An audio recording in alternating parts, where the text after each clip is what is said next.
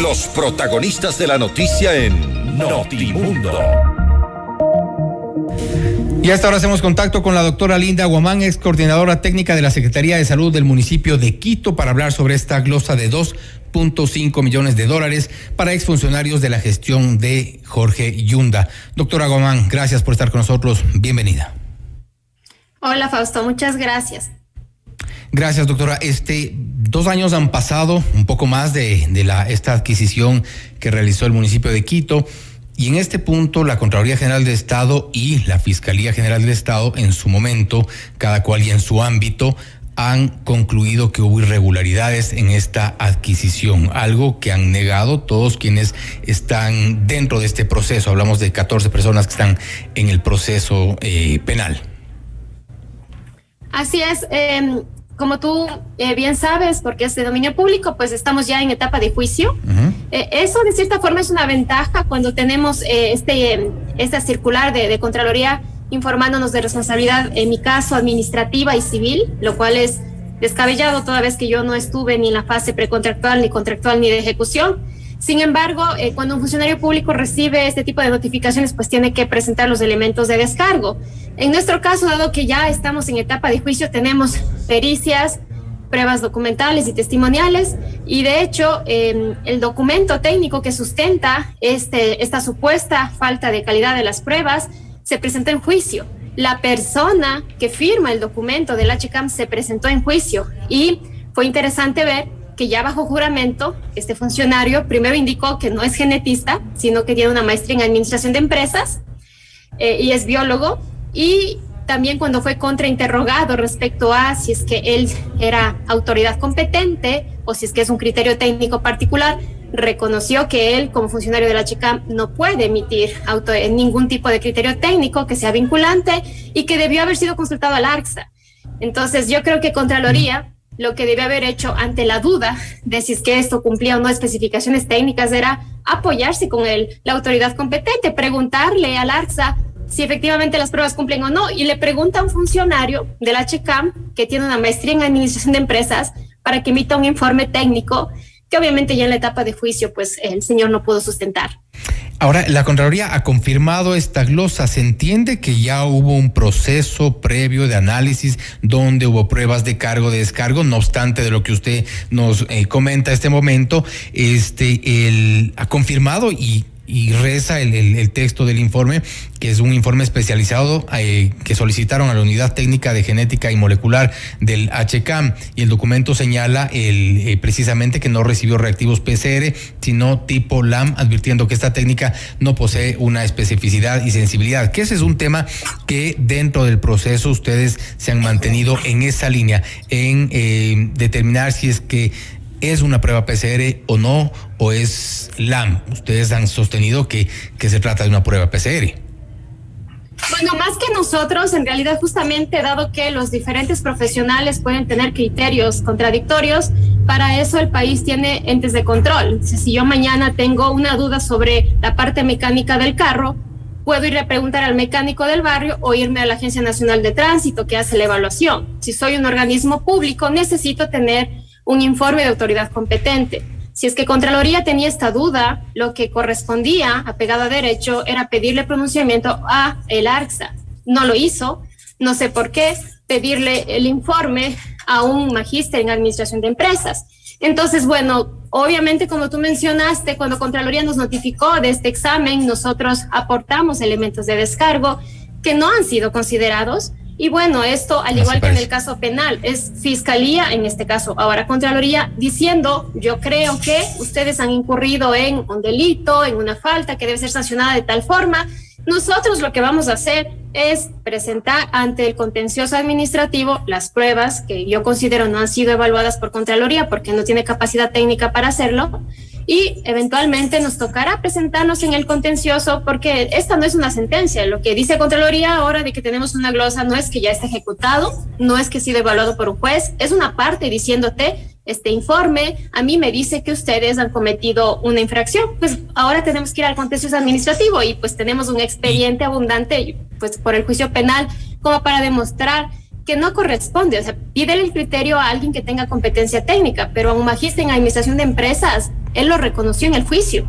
Y de hecho hay que diferenciar bien lo que ha hecho Contraloría en este momento. Se irá a el contencioso administrativo, que es el órgano, es el camino adecuado para que no se pueda entender la gente, que se sigue una vez que se ha establecido una glosa. Otro de los, en paralelo se lleva adelante el proceso penal por el presunto peculado, que es un tema que se generó desde Fiscalía. También dentro del informe de Contraloría dice que previo a la recepción de los kits no se solicitó a la Agencia Nacional de Regulación y Control y Vigilancia Sanitaria el análisis de control de calidad, procedimiento necesario ante la falta del perfil profesional o experticia en temas de biología molecular de los servidores de la Secretaría de Salud. Ellos atacan directamente ya al origen del contrato.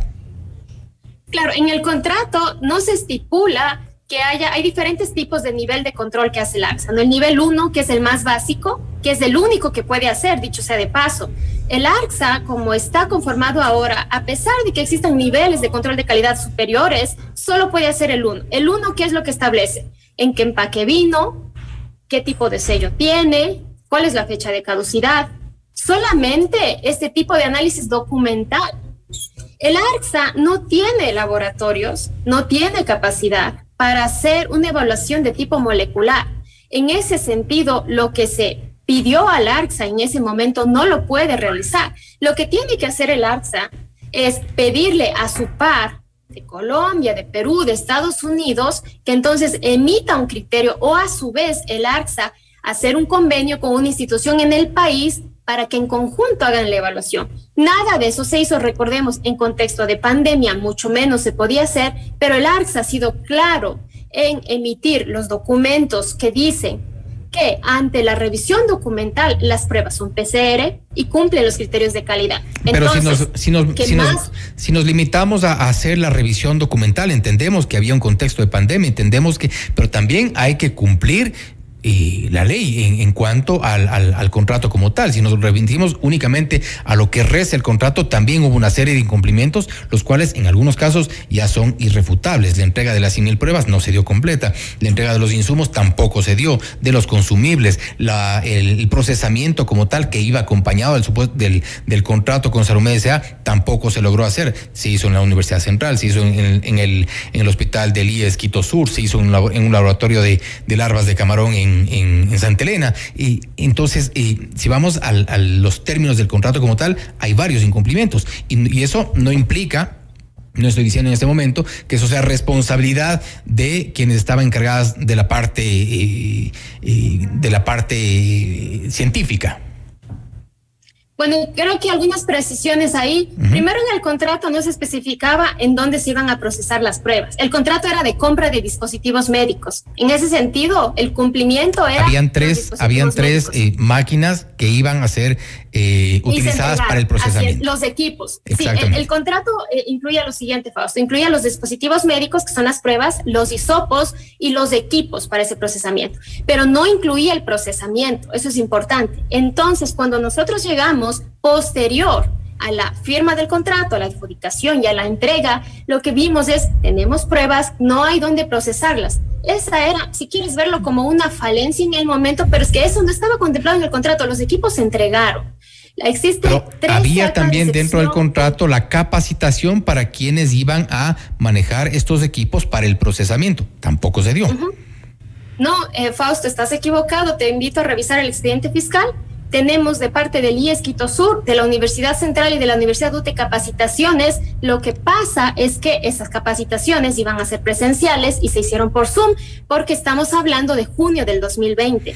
¿Por qué las cartas? La gente de Corea no pudo venir a hacer la capacitación presencial, pero existieron capacitaciones, sí.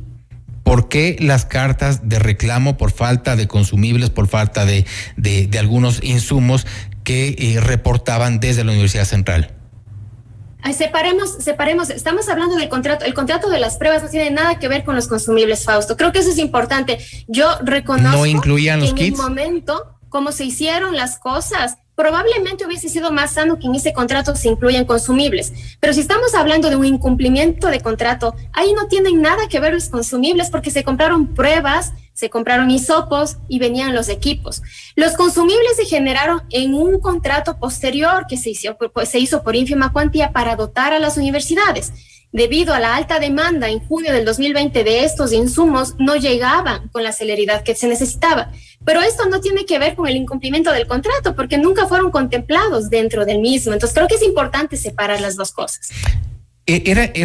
No fue un desatino, digamos, por ponerlo de esta forma, pero es algo que observa también la Contraloría General del Estado, esta terminación del contrato por mutuo acuerdo, cuando debió quizá frenarse el contrato de manera unilateral, ejecutar garantías, es parte de las observaciones de Contraloría.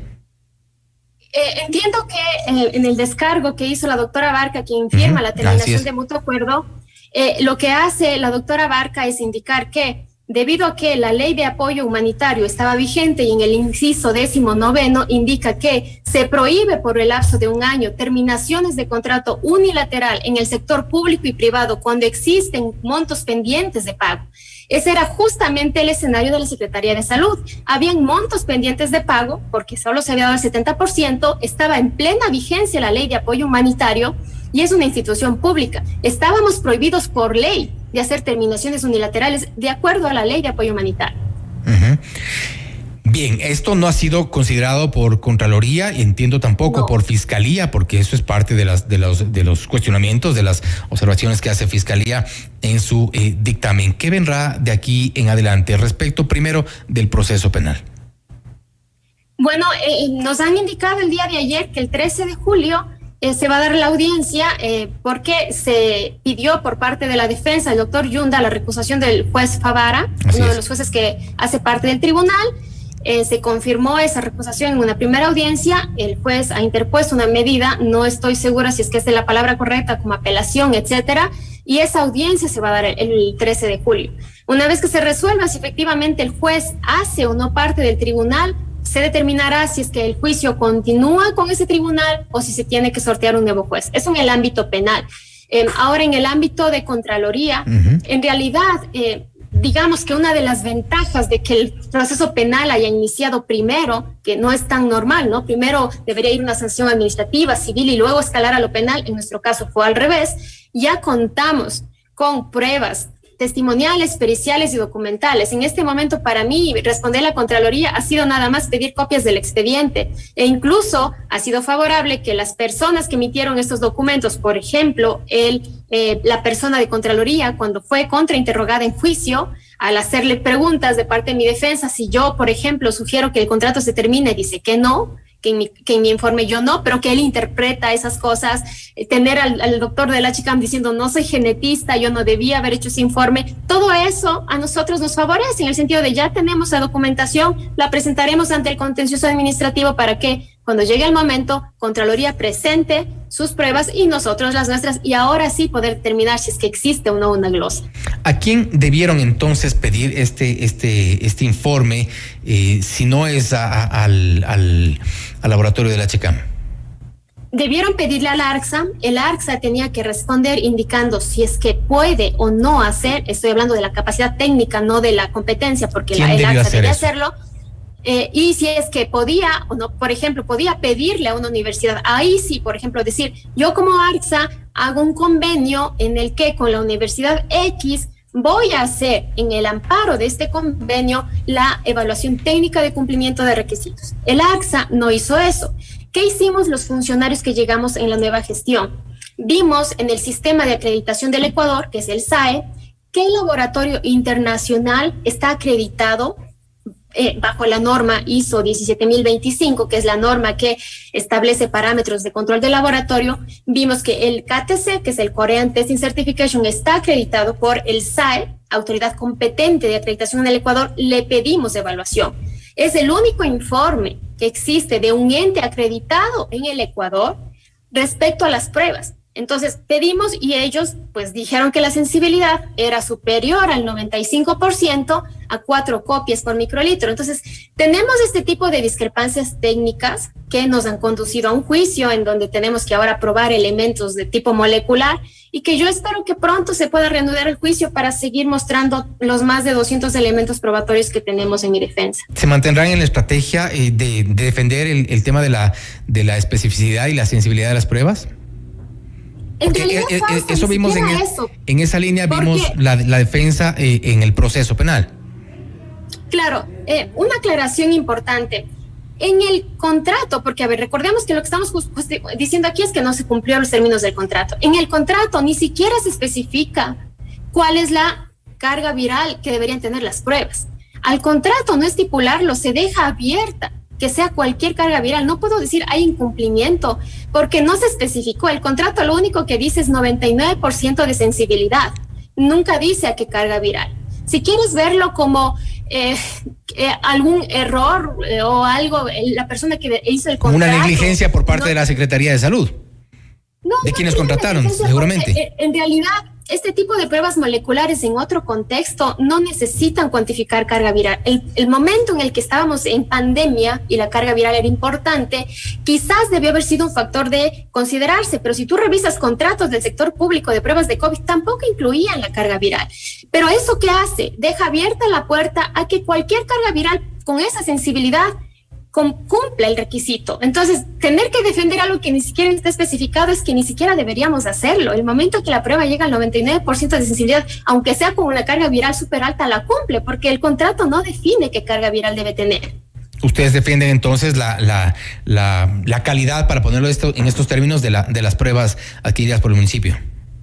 Yo, más que mi criterio como científica o el de mis colegas que hayan emitido cualquier criterio, lo que digo es: tenemos que determinar y escuchar lo que dice la autoridad competente, que finalmente es el objetivo de estas instituciones, el no depender de criterios profesionales particulares, sino que mucho más aún en juicio, escuchar lo que dice la autoridad competente. Y en ese sentido el ARCSA se ha ratificado, está en el expediente fiscal, que las pruebas son PCR. También se ratificó en una versión dada en la Fiscalía por parte del director del ARCSA de ese momento. También lo han hecho los funcionarios del ARCSA. En ese sentido, no deberíamos seguirle preguntando a más profesionales, porque para eso tenemos una autoridad competente. Y estamos claros en que hubo ciertos ya incumplimientos de forma, incluso en cantidad, por parte de la empresa. Y yo creo que ahí es importante separar también el momento en el que yo llegué. Yo llegué el 16 de junio de 2020. Supongamos que tales incumplimientos son ciertos. ¿Por qué debería estar yo glosada por un contrato en el que yo no hice la etapa preparatoria, ni el contrato, ni la parte, ni ejecución? Mi participación fue en el uso de las pruebas. Entonces no tiene sentido tampoco una glosa de $2.5 millones para cada uno de los funcionarios, cuando el monto total del supuesto perjuicio es 2.5 millones. Tampoco hace sentido eso. Entonces hay muchas cosas que yo creería que si acaso existieron errores administrativos deberían ser considerados como tal, pero recordemos que esto primero saltó a lo penal y ahora va a lo civil y también a lo administrativo. Bajo esa reflexión, ¿no fue demasiado jugarse por un contrato del cual no tuvo que ver el momento de la firma, incluso de la ejecución, de la llegada de las pruebas?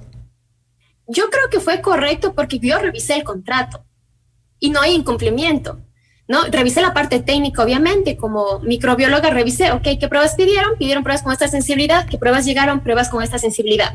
¿Qué pruebas pidieron? Pruebas PCR. ¿Qué dice el ARCSA? Pruebas PCR. No era jugarse. Siento que el término jugarse es como, no sé muy bien a lo que voy.